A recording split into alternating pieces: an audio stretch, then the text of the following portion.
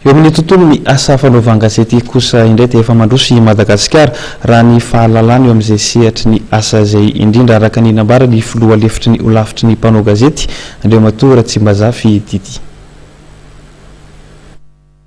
Efa mandroso Madagasikara raha ny fahalalana eo amin'ny asa fanaovan-gazety ndresana araka ny nambarany filoha lefitry ny olafitry ny mpanao gazety Andriamatoa Ratsimbazafy Didi raha nankalaza ny andro ny telome andro iresa-pirenena ho an'ny fahalalana asa fanaovan-gazety ireo mpikamana amin'ny olafitra omaly tetsy amin'ny paprika etsy akoron-drano. Asa fanaovan-gazety dia asa masina loatra ary asa afaka mitondra lavitra. Zava-dehibe kosa ny fisian'ny firaisan-kina eo amin'ireo ho samy mpanao gazety mba ahafahana mampandroso ty asa ty araka nambarany solotenany mpanao gazety zokiny Andriamatoa Daïd Gilbert.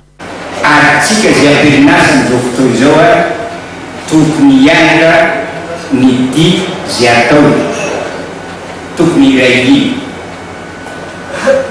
ao anatiny tena izy ino moa dikany itsika hoe zany dia mbola hitady ny ekefokaina indray ampiavana atsika nefa tsika no manoratra sy miteny na ansary na ambava fa ratsy ny miady an-trano.